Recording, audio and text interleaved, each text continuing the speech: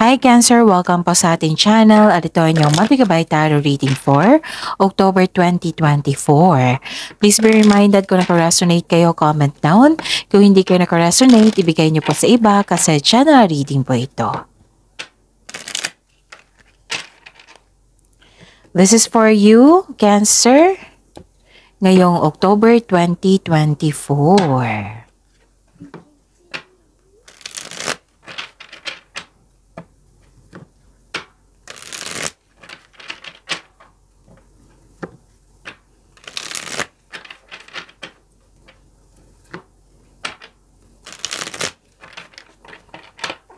Para po ito sa inyo, Cancer, ngayong October 2024. Maraming salamat po sa inyong patuloy na suporta at maraming salamat din po sa mga hindi nag-skip ng ads. Gamitin ang reading na ito bilang gabay lamang sa mga hindi pa nag-subscribe. Subscribe na po kayo at click bell notification para malaman nyo na may bago tayong video. Para sa mga gusto magpa-reading po, may lumabas dyan sa screen nyo ngayon. Panoorin nyo po at sundin ang instruction.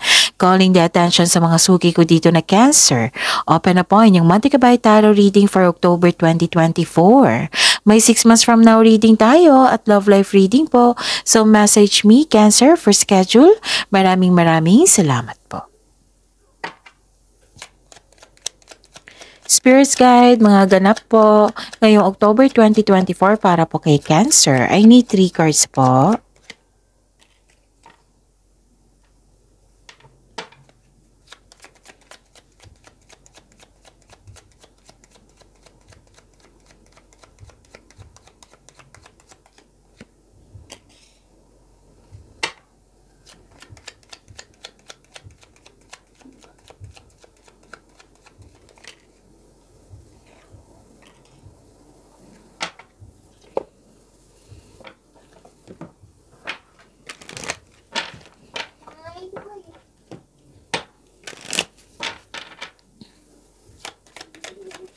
Spirits Guide,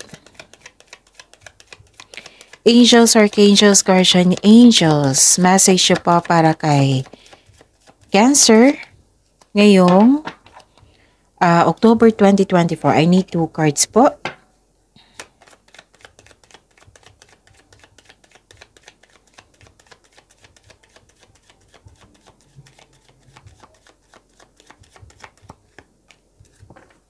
Okay. Cancer, ngayong October 2024. Nakikita ko dito, wow, nasa iyo. Ang ganda ng blessings. Oo, may na-receive kayong blessings sa ngayong October 2024. May hope and healing ako nakita dito. May personal growth ako nakikita dito. Wow, ang ganda. Naka-receive kayo ng blessings, no? Tapos may ideas din na binigay sa inyo. Busy kayo ngayon. Pwedeng sa kaka-research ito. Pwedeng sa pag-aaral ito. Kasi may nakita ko dito na nagre-research kayo para may makuha kayong kaalaman, clarity. Nakikita ko rin dito, marami kang ideas, marami kang iniisip, thoughts. Okay? So, pwede din na humiling kayo ngayon. Ngayong may, pwede din may ganap na granted yung manifestation nyo or granted yung wish nyo. Okay? So, yun. Ang ganda. Cancer. Claim nyo po ito. May energy na isang lalaki dito na maaaring siya yung nabigay ng support sa iyo. Peace of mind and happiness. Pwede din sakit sa ulo. Okay? And may nakita rin ako dito na may malalaman kang totoong intensyon ng isang tao sa iyo. Okay? May malalaman kang news or information. May marireceive ka niyan. News and information. Pwede din na anong tawag dito? Cheque, ang malaking pera, which is expected nyo po ito na marireceive ngayong October 2024. Okay? Ang ganda. So, claim nyo ito. Cancer. Message from Archangel Azrael. Your loved ones in heaven are doing fine. Let go of worries and feel their loving blessings. Wow, ang daming blessings.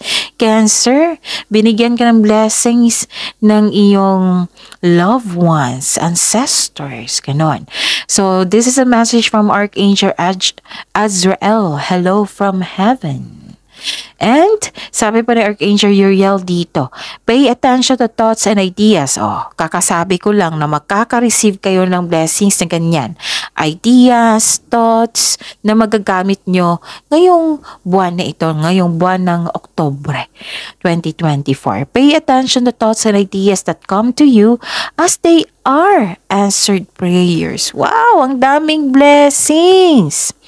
So, yung binigay na idea sa inyo or naisip nyo, that is an answered prayer.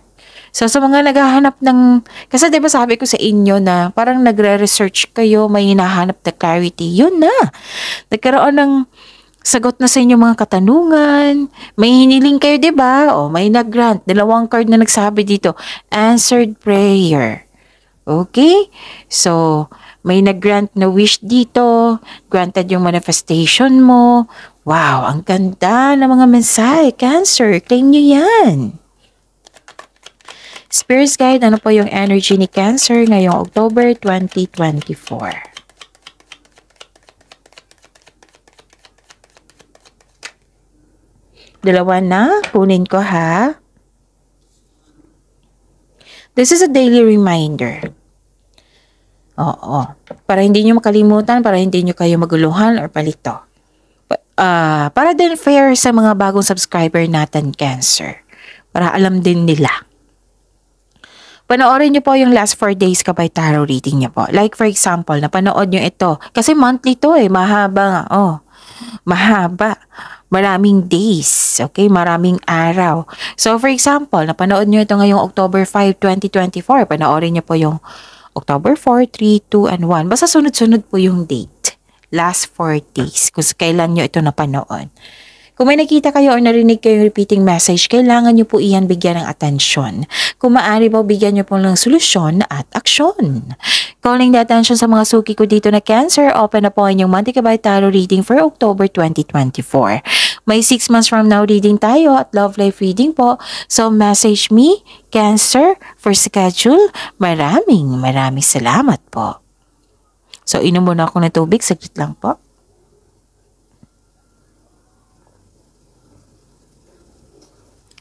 Okay. Ang sabi po dito ay, may reminder po dito. Habaan yung pasensya nyo. Yan po ang sabi. Kasi may magandang epekto naman tong ibibigay mo na pasensya. Magkakaroon ng growth. Diba? Ang ganda. Kung, like for example, nababagalan ka sa inyong current situation ngayon or sa inyong trabaho, feeling mo dapat lumelevel up ka na. So this card tells you na parte ito ng proseso. Have faith, patuloy mo lang yung pagsisikap mo, pagsisipag sa trabaho. Dahil check naman na ma-achieve mo yung gusto mong posisyon o kasaganaan sa buhay. So habaan nyo ang pasensya nyo. May growth po ako nakikita. Basta habaan nyo po ang pasensya nyo, magbigay kayo ng yung maging masipag kayo para ma-achieve mo yung goal mo sa buhay. Kasi malapit mo naman mahawakan or ma-achieve yung resulta ng iyong effort. So, huwag kayong mag-give up. And mag-ingat din kayo sa scam investment. Kung may offer dyan, pag-isipan niya ng mabuti. Pwede din na may naalala kayo regarding sa scam investment. Kung wala pa, kung hindi pa ito nangyari, mag-ingat kayo sa mga ino-offer dyan sa iyo.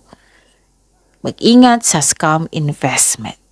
Kailangan yung pag-isipan niya ng mabuti. Hingan mo ng legal papers. Ipacheck mo sa attorney or sa government agency na makakatulong sa iyo. Kasi 'di ba, pera niya ang kailangan mo.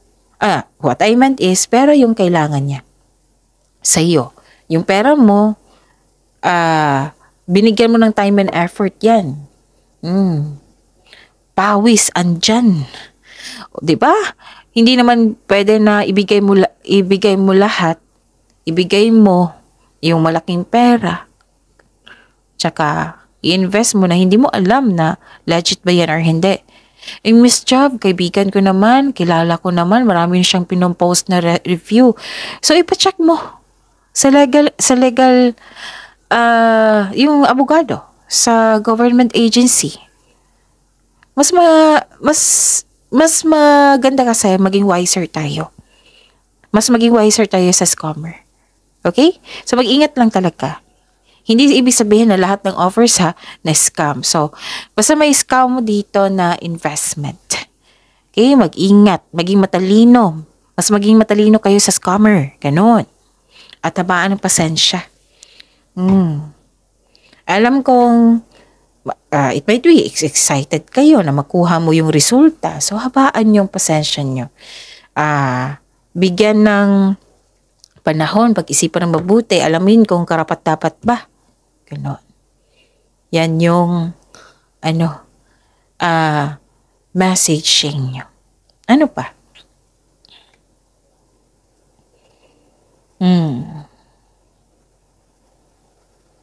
At huwag maniwala agad. Scam pa rin to eh. Huwag maniwala agad sa mga bagay na hindi naman totoo. Dalawang card na yan nagsabi mag-ingat kayo, Cancer. Diba sabi ko sa inyo na may parating kayo na malaking pera. Baka alam ng taong yan na may malaki kang pera. Kasi may nakita ko dito, some of you, expected nyo po. Which is expected nyo ito na matatanggap. So baka alam ng isang tao na scammer. So, abusuhin ka niya. So, guarded dapat. Maging wiser. Pwede din may concern kayo sa isang tao na ang sobrang taas ng pride. May nakita ko dito na ayaw makinig sa iyo. Marahil itong lalaking ito. So, this card tells you na ang solusyon na binigay dito is communication. Improve your communication, Cancer. Communication skills. Kasi magkakaroon siya ng confrontation. I-address mo yung hurt feelings mo. Makinig ka din sa kanya, sa kanyang rason. Then, gawa kayo ng adjustment para magkasundo kayo. So, kailangan ito. Kailangan nating harapin to clear up any hurt feelings. Okay? Yun. Yung mga reminder, yung blessings na binigay sa inyo, i-accept nyo. I-welcome nyo, i-embrace nyo. And yung mga reminder, ang dapat iwasan nyo. Ang dapat pagyamanin nyo. Spirit's Guide, possible blessings po na ma-receive ni Cancer ngayong October 2024.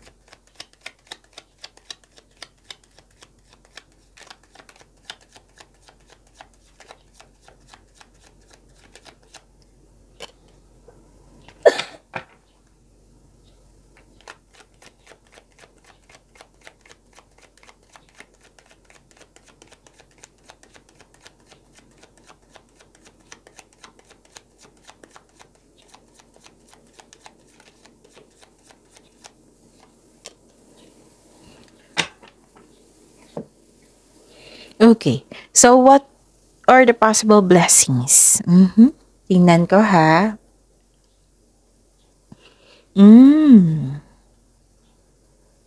Okay. Ganito. Yung sabi ko kanina sa inyo is marami kayong ginagawa. Okay? Marami kayong ginagawa. Maraming blessings kayong na-receive. Like ideas, thoughts, clarity, hope and healing, personal growth, at iba pang blessings na marireceive nyo. Nakikita ko kasi dito busy kayo. Sa busy nyo, may conflict. Pwedeng pag-aaway to Oo. Or may toxic dyan na kasamahan mo.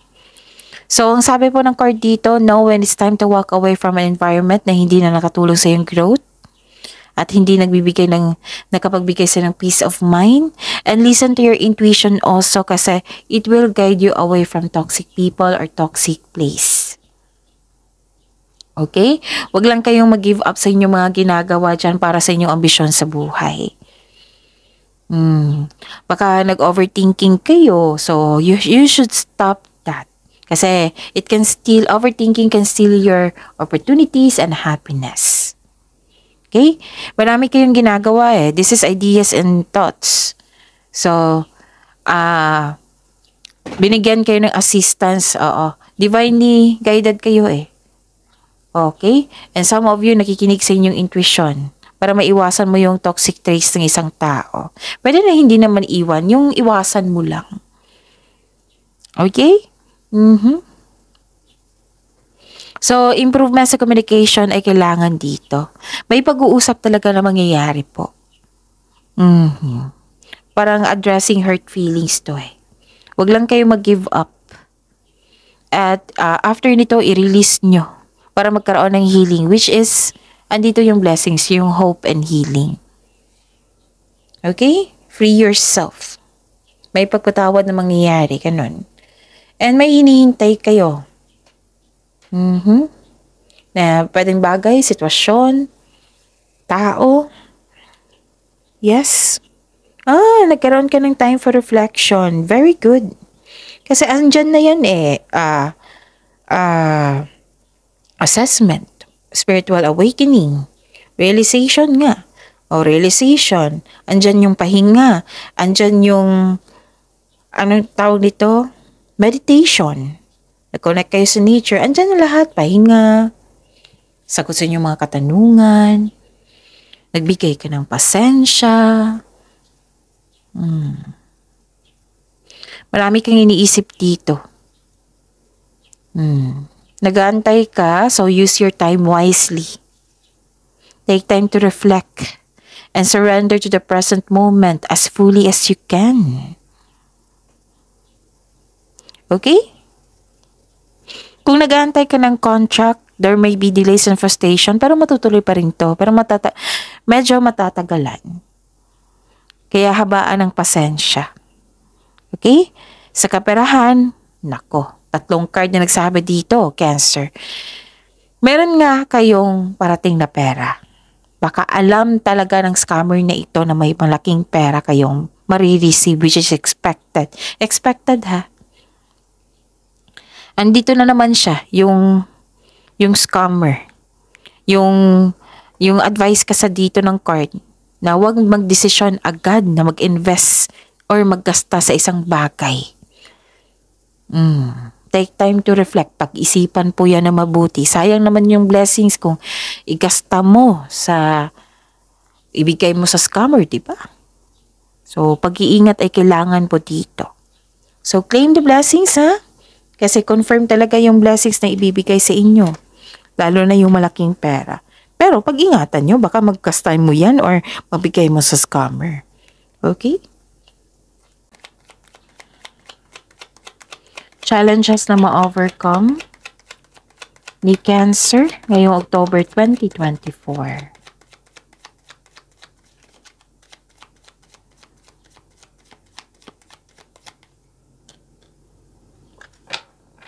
And the clarification of this card po, challenges na ma-overcome ni Cancer ngayong October 2024.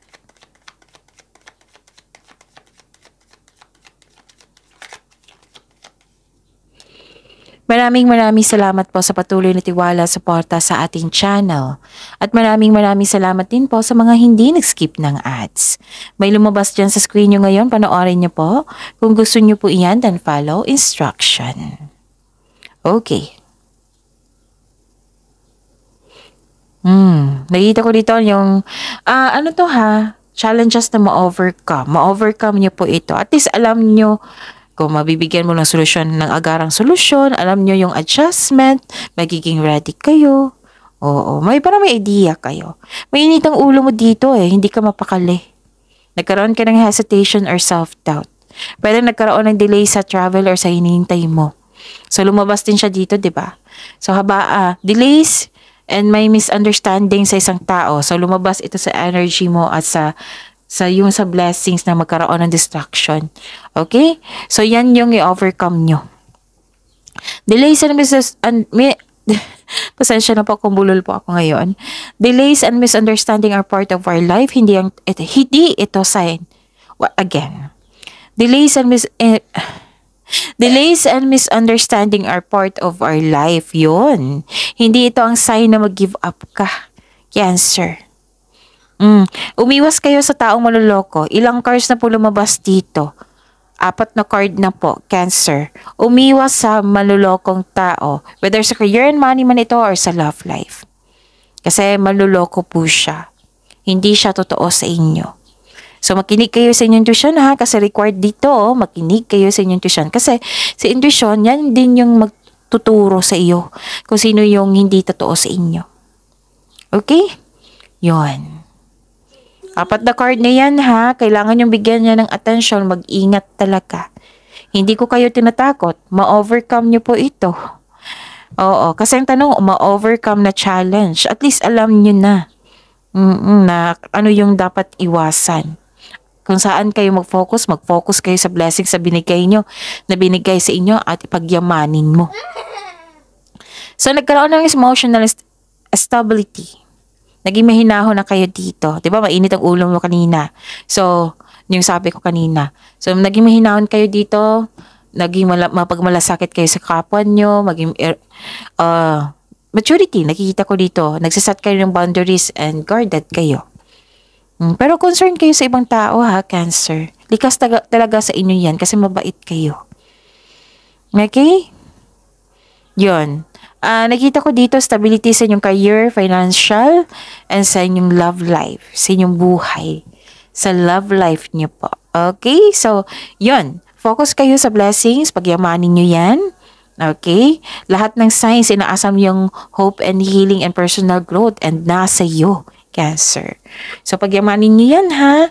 And bigay kayo ng mag-offer kayo ng prayer, ng acknowledgement, magpasalamat tayo sa blessings na natanggap natin. And mag-ask din kayo ng protection. Okay? Magtaas kayo ng protections laban sa isang scammer or malulokong tao. Don't worry, maraming blessings dito. Oh. Binigyan ka nga ng blessings nyo. So, ng blessings from your loved ones or ancestors, sabi ni Archangel Israel. Okay? Tapos pay attention talaga kayo sa thoughts and ideas kasi yan yung answered prayer. Yan yung pagyamanin nyo. Okay. So, positive affirmation ay kailangan. I am loved, I am healthy, I am blessed, I am safe, and so on. See you tomorrow. Cancer, please like, subscribe, and click bell button for notification para updated po kayo sa daily tarot reading natin. Maraming salamat po.